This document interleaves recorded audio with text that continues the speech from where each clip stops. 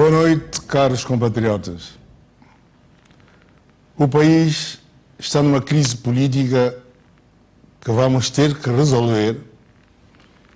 e é por isso que estou aqui de novo para vos explicar qual é o meu entendimento sobre a situação e a melhor forma para ultrapassar as dificuldades criadas nestas duas últimas semanas. Dentro daquilo que se chama o jogo democrático,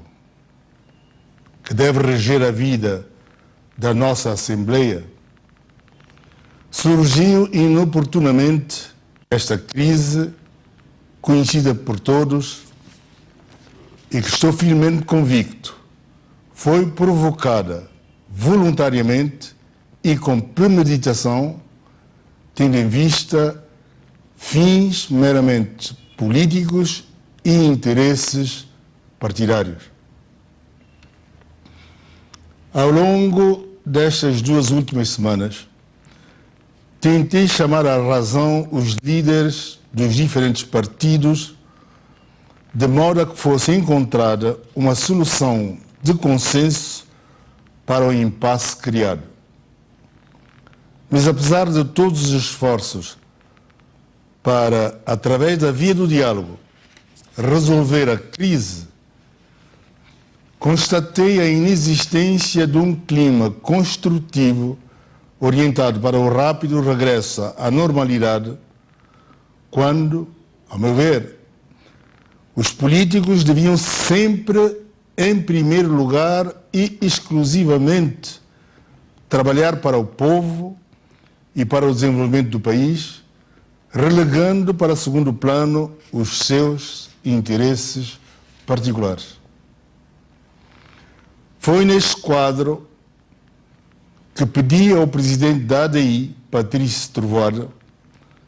para me propor um novo primeiro-ministro do seu partido,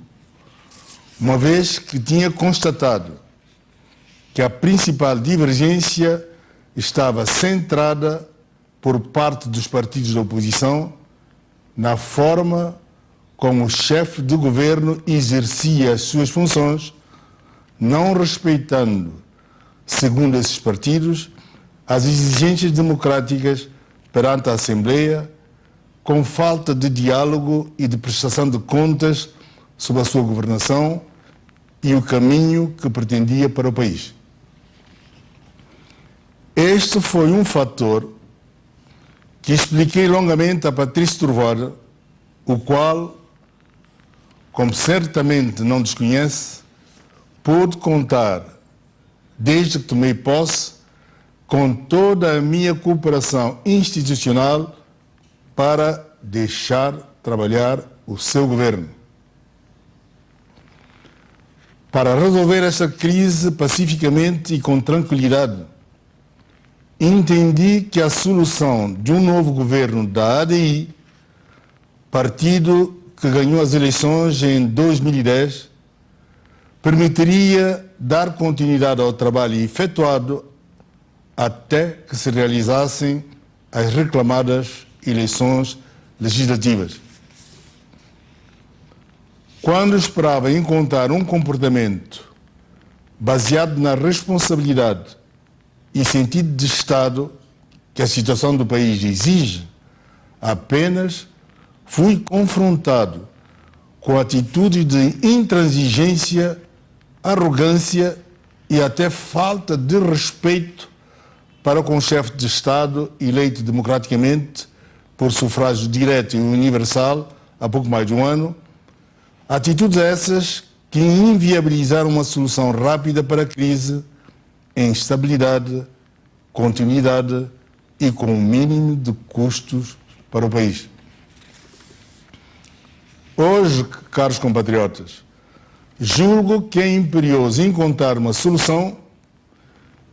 que permita formar um governo capaz de gerir o país num clima de tranquilidade, que permita a reflexão serena e a tomada de decisões, de modo a garantir o regresso ao trabalho em prol do povo e do desenvolvimento do país. fiel aos compromissos assumidos na campanha eleitoral, reafirmados na minha tomada de posse, sou presidente de todos os santomenses, a quem devo sempre uma linguagem de verdade. Espero, sinceramente, que todos os partidos políticos entendam que está em causa a sua credibilidade, quer internamente perante o nosso povo, que tanto tem sofrido com as consequências da instabilidade, quer externamente perante a comunidade internacional. Santo Tomé e Príncipe é um país que depende da ajuda internacional e em que as principais prioridades terão de ser o combate à pobreza e o desenvolvimento económico e social. Esta é uma realidade, quero afirmá-lo claramente perante vós, que nunca devia ter sido esquecida por quem tem responsabilidades e que deveria relegar para segundo plano interesses menores de táticas partidárias e benefícios particulares. O país não pode parar sob pena de comprometer irremediavelmente o seu futuro. É isso que está em causa se persistir a paralisia artificial das instituições, pelo que se torna absolutamente necessário um rápido regresso ao normal funcionamento da Assembleia Nacional. O Parlamento deve ser sempre o lugar por excelência para expressar com respeito as divergências de ponto de vista e para, através dos instrumentos legislativos e regimentais ao dispor dos deputados, ultrapassar as questões que estiveram na gênese desta crise política. Como eu disse na anterior comunicação ao país que efetuei,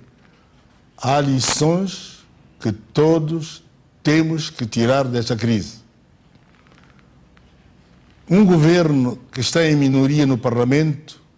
não pode comportar-se como se tivesse uma maioria. A regra da maioria será sempre uma das regras fundamentais em que assenta o regime democrático, sobretudo num órgão colegial como é a Assembleia Nacional, porque essa foi a vontade do povo num sistema eleitoral proporcional como é o nosso. Desrespeitar essa regra é desrespeitar a vontade do povo que elegeu os deputados. Acresce ainda que qualquer governo, com maioria ou sem maioria, é responsável politicamente perante o Parlamento e o Presidente da República, com o qual tem o dever e a obrigação de informação e de partilha de responsabilidades em determinadas áreas, como na defesa nacional e na política externa. É nesse dever de informação que se baseia a chamada cooperação institucional que, desde que tomei posse, tentei promover ativamente. De respeitar este princípio pacificamente aceite por constitucionalistas dos mais diversos quadrantes, é de respeitar o nosso sistema político. A marcação de eleições é uma competência exclusiva do Presidente da República, mediante certos procedimentos constitucionalmente previstos. Deixar ao critério dos partidos políticos e dos seus interesses particulares, mediante conjecturas sobre hipotéticos resultados eleitorais,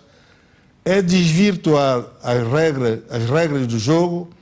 e abrir um precedente pouco saudável para qualquer regime democrático. Deixar que sejam os partidos, sejam eles quais forem, a determinar o momento em que se realizam eleições, ao sabor das suas aritméticas eleitorais e através de comportamentos que paralisam instituições, é colocar em causa a democracia e a soberania do povo em que esta assenta. Dizer que o povo põe, o povo tira, é um pressuposto que, a ser utilizado demagogicamente,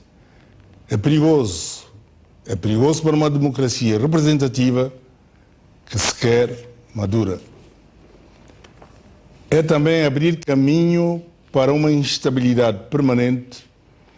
ao permitir que o regime democrático se torne refém de interesses meramente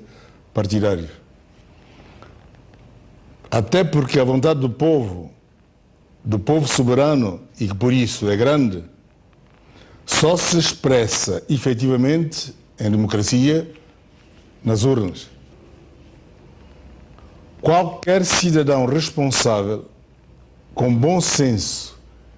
e preocupado com o futuro do país, sabe que mesmo realizando eleições, não há garantia que da vontade popular resulte uma composição parlamentar diferente à que existe neste momento, o que significaria que, passados alguns meses, o país estaria na mesma situação em que se encontra, com a agravante dos custos inerentes à realização de uma consulta popular numa situação económica tão difícil. A atitude do partido ADI de não regressar ao Parlamento, que é o coração da democracia e que por isso não pode parar, é uma atitude que não pode merecer, por ação ou omissão, cobertura do Presidente da República. É no Parlamento e não fora dele que se resolvem as questões, por mais difíceis que estas sejam. A moralização da vida parlamentar não se obtém através de autoexclusão dos deputados da vida parlamentar. Como teve a oportunidade de afirmar um ilustre membro do governo numa longa entrevista à TVS, a atual crise pode ser uma oportunidade, nomeadamente, para, de uma vez por todas, resolver situações que se arrastam há anos e anos perante a inércia de todos. Refiro-me, em concreto, ao regime da imunidade parlamentar em vigor no nosso país e à relação entre a Assembleia Nacional e os tribunais, que tem permitido que o Instituto da Imunidade do Deputado tenha passado de garantia a privilégio. Este estado de coisas não pode de facto continuar, pelo que quero deixar o compromisso de me empenhar pessoalmente no âmbito da magistratura de influência para alterar o atual regime legal que tem permitido os mais variados abusos. Compatriotas, fruto da reflexão e das diligências efetuadas nos últimos dias e no cumprimento estrito dos poderes que me são constitucionalmente atribuídos, solicitei ao MLSTP-PSD, segundo partido mais votado nas últimas eleições, que propusesse um primeiro-ministro que esteja em condições de formar um governo com sustentabilidade parlamentar que contribua para a estabilização da situação política, que não ponha em causa o trabalho dos últimos anos e que preserve a imagem externa do nosso país. Como Presidente da República, a quem cabe uma posição suprapartidária, esta era a única solução constitucionalmente possível para, sem recurso a eleições, resolver esta crise artificialmente criada. De acordo com essa proposta, decidi indigitar o Dr. Gabriel Arcanjo Ferreira da Costa como Primeiro-Ministro, de modo a que este encete imediatamente as necessárias diligências para formar o mais rapidamente possível um governo que preserve a unidade nacional e que esteja exclusivamente orientado para a resolução dos reais problemas do povo e do país, que são o combate à pobreza, o combate à corrupção e o crescimento econômico, que possibilite uma melhoria efetiva e concreta das condições de vida do povo. Quero, a terminar, lançar mais uma vez um apelo à responsabilidade, ao sentido de Estado e aos valores patrióticos de todos os que têm responsabilidade neste país. Estou certo que os cidadãos em geral saberão mais uma vez dar o exemplo e preservar o necessário clima de paz e tranquilidade para que o país vença os desafios que enfrenta. Muito obrigado pela vossa atenção e muito boa noite.